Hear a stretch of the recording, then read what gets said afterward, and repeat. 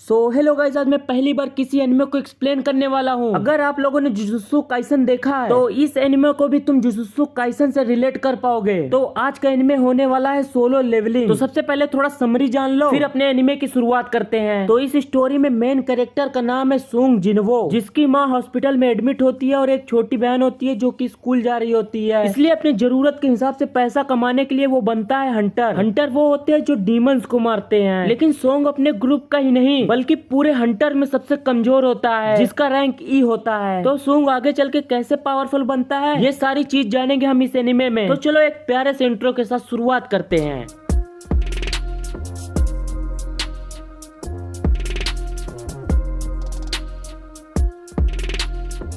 तो इस एनिमे की शुरुआत से एक लड़ाई से होती है जिसमें एक पूरे डीमंस का ग्रुप सिटी और जंगल पे हमला कर देता है और उससे लड़ने के लिए सभी हंटर आ जाते हैं और उसमें सुंग जिनवो भी होता है। और जैसे ही लड़ाई शुरू होती है उसमें से एक डीमन सुंग जिनवो को बहुत ही ज्यादा घायल कर देता है और जैसे ही वो उसको खत्म करने वाला होता है तभी एस रैंक के हंटर आ जाते हैं और उसमें से वो जिन अपने साथी से कहता है कि जितने भी घायल लोग हैं तुम उसकी मदद करो। तो वो सबसे पहले जिनवो को अपने हीलिंग मैजिक से ठीक कर देता है और फिर सभी हंटर्स मिलकर उन सभी डीमंस को खत्म कर देते हैं। और इधर सिटी साइड कमांडर जोई अपने सभी साथियों को आदेश देता है कि सभी डीमंस को खत्म कर दो। तो सभी हंटर्स मिलकर उन सभी डीमंस को इधर भी खत्म कर देते हैं। और अब आगे की स्टोरी शुरू होती है 3 साल बाद की। तभी संग अपने हंटर्स ग्रुप में एक बार फिर एंट्री करता है। तभी गिम संग का हाल चाल पूछता है। तभी गिम के पास खड़ा व्यक्ति पूछता है कि ये कौन तोप है, क्या ये लड़का इतना पावरफुल है कि इसे सब जानते हैं। तभी गिम कहता है कि ये इसलिए नहीं फेमस कि ये ज्यादा पावरफुल है, संग इसलिए फेमस है क्योंकि हंटर्स में ये सबसे कमजोर है और इसे दुनिया का सबसे कमजोर हंटर कहते हैं। तभी वो बगल वाला कहता है कि धीमे बोलो कहीं वो सुन न ले। लेकिन संग ये सारी बातें सुन लेता है और उसे बहुत ही ज्यादा बुरा लगता है। फिर भी वो हंस के सभी बातों को इग्नोर कर देता है। तभी उसके सामने जूही आ जाती है जो कि संग की एक बहुत ही अच्छी दोस्त है और ये एक बी रैंक हंटर है जिसे हीलिंग मैजिक आता है। तो जूही संग से पूछती है तुम्हें चोट कैसे लगी। जिनवू बताता है कि हम ई रैंक गुफा में गए थे लेकिन वहाँ पे सारे हंटर से ई रैंक से ऊपर थे, इसलिए वहाँ पे कोई हीलर नहीं था, इसलिए मुझे हॉस्पिटल जाना पड़ा। तभी जूही कहती है कि वो लोग ऐसा कैसे कर सकते हैं। इस पर जिनवो कहता है कि उनकी क्या गलती है, मैं ही सबसे ज्यादा कमजोर हूँ। फिर सभी हंटर्स मिशन पे जाने के लिए एक साथ आ जाते हैं। फिर उनका लीडर अपना इंट्रोडक्शन देता है जिसका नाम जूसो है। फिर वो सभी लोग मिलके मिशन के लिए चल देते हैं। तभी पीछे से गिम आ जाता है और वो सॉन्ग से कहता है कि तुम हमारे पीछे ही रहना, नहीं फिर तुम्हें चोट लग जाएगी। फिर सॉन्ग अपना खंजर निकाल के कहता है मेरे पास जितने पैसे थे मैं सिर्फ यही खरीद सकता था और इस खंजर में ना के बराबर जादू है। और इतना कहते ही वो उसी टंजन में चला जाता है। सुंग लड़ाई के दौरान एक गोबलिन को मार देता है जिसके बदले उसे एक इससे स्टोन मिलता है और वो कहता है कि मैंने एक को मार दिया। लेकिन तभी एक गॉब्लिन और उस पे हमला कर देता है और इस हमले में सॉन्ग का खंजर टूट जाता है जिसकी वजह से गॉब्लिन अपनी तलवार उसके आर पार कर देता है। फिर उनके ग्रुप का एक मेंबर उसको मार देता है और जूही से कहता है कि तुम इसे हील करो नहीं तो ये मर जाएगा, मैं आगे जाके सबकी मदद करता हूँ। फिर जूही अपने हीलिंग मैजिक से सॉन्ग का घाव भर देती है। और इधर चेयरमैन बताते हैं कि अगर हंटर्स को जिंदा रहना है और पैसे कमाने हैं तो हमें इसे स्टोन और मानक क्रिस्टल जैसी चीजें सरकार तक पहुँचानी होगी ताकि उनसे कई सारे हथियार बन सके और ऐसे फ्यूल बनाए जा सके जिससे इन्वायरमेंट बिल्कुल पोल्यूटेड ना हो। फिर वो उस ग्रुप के सभी मिलके वहाँ के लीडर को हरा देते हैं। तभी उनमें से जैसे आगे जाते हैं उनको एक गुफा दिखती है जो कि सभी गुफाओं में बहुत ज्यादा लंबी थी। उसमें से गिम कहता है हमने तो यहाँ के राजा को मार दिया, अंदर बहुत सारी लूट होगी, चलो उसको ले लेते हैं। तभी उनका लीडर उन्हें समझाता है कि बिना परमिशन के हम अंदर गए तो हमें आगे चल के जवाब देना पड़ेगा। तो गिम कहता है कि अगर ऐसा ही चलता रहा तो इनमें से सभी चीजों को सरकार मुफ्त में ले जाएगी। तभी लीडर कहता है कि आगे चल के बहुत खतरा होने वाला है, इसलिए हमें आगे जाना है या नहीं ये सब तुम सबके वोट पे डिपेंड करेगा। तो उनमें से आधे लोग हाँ कहते हैं, आधे लोग ना। फिर उसमें से गिम कहता है कि सॉन्ग अब तुम्हारी बारी है, तुम्हारे फैसले पे डिपेंड करेगा हम आगे जाएंगे या नहीं। तो सॉन्ग सोचने लगता है कि अगर मुझे और पैसे कमाने हैं तो मुझे आगे जाना ही होगा, नहीं तो मैं अपनी बहन की फीस और माँ का इलाज नहीं करा पाऊंगा और मैं पैसे ही कमाने के लिए तो हंटर बना था। तो सॉन्ग कहता है कि चलो ठीक है चलते हैं अंदर। तभी सिटी में 2 चोर मिलके एक का पर्स लेके भाग रहे होते हैं। तभी उनके सामने एक लड़की खड़ी होती है। चोर कहते हैं कि हट जाओ नहीं मर जाओगी। तभी वो कूद के उन दोनों चोरों को पकड़ लेती है और वो लड़की भी एस रैंक हंटर होती है। सॉन्ग जूही से पूछता है क्या तुम मुझसे नाराज हो क्या। तभी जूही चिल्लाते हुए कहती है तुम्हें क्या लगता है मैं तुमसे खुश हूँ, अगर वो तलवार तुम्हारे थोड़ा ऊपर लगी होती तो तुम्हारा काम खत्म हो जाता। तभी सॉन्ग सॉरी बोलते हुए कहता है कि अब से दोबारा ऐसा नहीं करूंगा। फिर जूही कहती है कि मुझे बाहर खाने पे कब ले जाओगे। तभी उनमें से कहता है ये है अंदर जाने का गेट और उन ग्रुप में से काफी ज्यादा लोग डर जाते हैं, इतना बड़ा गेट और तो और ये कितना डरावना है, क्या हमें अंदर जाना चाहिए। तो उसमें से गिम कहता है कि मैं तो अंदर जा रहा हूँ, क्योंकि मैं बिना खजाना लिए यहाँ से वापस नहीं जाने वाला। और फिर सभी लोग मिलके वो दरवाजा खोल देते हैं और दरवाजा खुलते ही वहाँ पे सभी मसाल जल जाती हैं। और वो जैसे ही अंदर आते हैं, जिम कहता है यहाँ पे कोई डीमन नहीं है, यहाँ पे तो केवल ये बेजान मूर्तियाँ हैं। तभी सोंग एक मूर्ति के पास जाके खड़ा हो जाता है और कहता है कि ये मूर्ति इन सब में सबसे अलग और सबसे बड़ी है। तभी जूही सोंग से कहती है, इधर देखो ये वाली मूर्ति की आंखें हिल रही हैं। जब हम उस साइड थे तो उसकी आंखें उधर थी, अब इस साइड है। सोंग कहता है कि ऐसा नहीं हो सकता, ये तुम्हारा वहम है। तभी वहाँ का दरवाजा बंद हो जाता है, सब बहुत ही ज्यादा डर जाते हैं। तभी उनमें से एक कहता है कि मैं तो पहले ही कह रहा था यहाँ पे नहीं आना चाहिए था, तो तुम लोग यहाँ रुको, मैं तो जा रहा हूँ। तो जैसे ही वो दरवाजे के पास जाता है, उसमें से एक मूर्ति हिलने लगती है और अपने वेपन से उसे खत्म कर देती है। ये सब देख के सब डर के मारे चिल्लाने लगते हैं। तभी सोंग वो सबसे बड़ी मूर्ति की तरफ देखता है और जैसे ही उसकी आंखें हिलती है, सभी को बैठने के लिए बोलता है और वो मूर्ति अपने लेजर बीम से हमला करके जमीन के मार्बल को पिघला देती है। सोंग कहता है कि अगर ऐसा ही चलता रहा तो हम में से कोई नहीं बचेगा।